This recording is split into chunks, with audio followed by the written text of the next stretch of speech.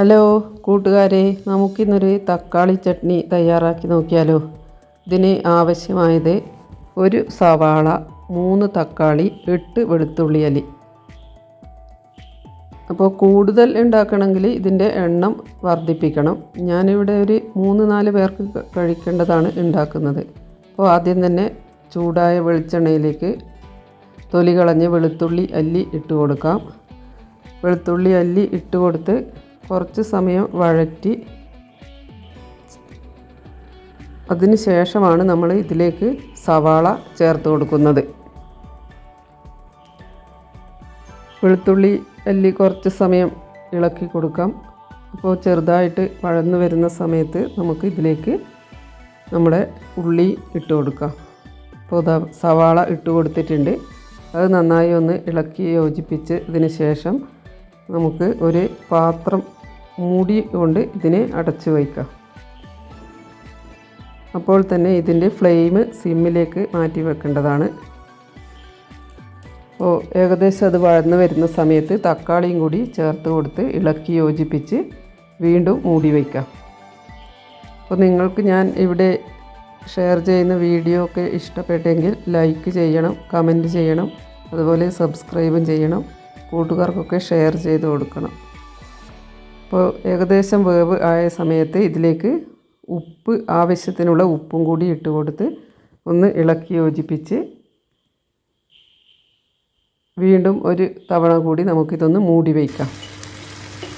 അപ്പോൾ ഏകദേശം ഇതിൻ്റെ വേവ് ആയിട്ടുണ്ട്. നമുക്ക് ഇതിലേക്ക് മഞ്ഞൾപ്പൊടി, കുറച്ച് മഞ്ഞൾപ്പൊടി, അതുപോലെ 1/4 ടീസ്പൂൺ മുളക് പൊടി എന്നിവ ഇട്ട് കൊടുത്ത് നന്നായി ഇളക്കി യോജിപ്പിച്ചതിന് ശേഷം കുറച്ച് സമയം കൂടി കഴിഞ്ഞതിന് ശേഷം നമുക്കിതിൻ്റെ ഫ്ലെയിം ഓഫ് ചെയ്യാം. ഫ്ലെയിം ഓഫ് ചെയ്ത് തണുത്തതിന് ശേഷം ആണ് നമ്മളിത് മിക്സിയിലെ ജാറിലേക്ക് അരച്ചെടുക്കുന്നത്.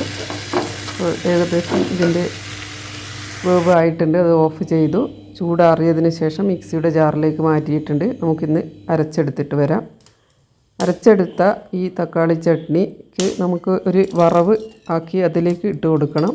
അപ്പോൾ ആദ്യം തന്നെ ചൂടായ വെളിച്ചെണ്ണയിലേക്ക് നമ്മൾ കുറച്ച് കടുക് ഇട്ട് കൊടുക്കാം. കടുക് നന്നായി പൊട്ടിയതിന് ശേഷം ഇതിലേക്ക് ഒരു 1/2 ടീസ്പൂൺ ഉഴുന്നുപരിപ്പ് ഇട്ട് കൊടുക്കാം. ഉഴുന്നുപരിപ്പ് ഒരു ബ്രൗൺ കളറാകുന്ന സമയത്ത് ആണ് ഇതിലേക്ക് വറ്റൽമുളക് ചേർത്ത് കൊടുക്കേണ്ടത്. ഉഴുന്നുപരിപ്പ് ഇട്ട് കൊടുത്തിട്ടുണ്ട്. ഇപ്പോൾ ബ്രൗൺ കളറായി. ഇനി വറ്റൽമുളക് ഇട്ട് കൊടുത്ത് ഒന്ന് ഇളക്കി യോജിപ്പിച്ചതിന് ശേഷം കറിവേപ്പില കൂടി ചേർത്ത് കൊടുക്കാം. ഇനി ഈ ഓഫ് ചെയ്ത് നമുക്ക് ഇതിലേക്ക് ഈ തക്കാളി ചട്നി ചേർത്ത് കൊടുക്കാം. നന്നായി ഇളക്കി യോജിപ്പിച്ചതിന് ശേഷം നമുക്ക് ഇഡ്ഡലിക്കോ അതുപോലെ ദോശക്കോ ഒക്കെ കൂട്ടി കഴിക്കാൻ നല്ല സ്വാദിഷ്ടമായ ഒരു ചട്നിയാണിത്. അപ്പോൾ വീഡിയോ ഇഷ്ടപ്പെട്ടാൽ ലൈക്ക് ചെയ്യുക. ഇതുവരെ വീഡിയോ കണ്ട എല്ലാവർക്കും നന്ദി, നമസ്കാരം.